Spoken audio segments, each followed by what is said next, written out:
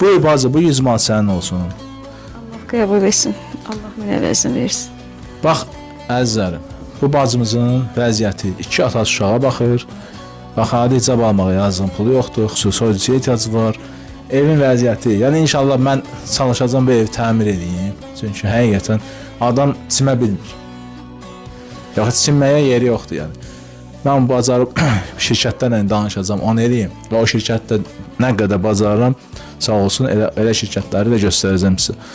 Yəni əsas bax qaza borcu var, hə? Qaz borcum var 1400 manat. İndi öz mənə yığılıb kəsiblər də yəni. Kəsiblər. Qaz işləmir burada.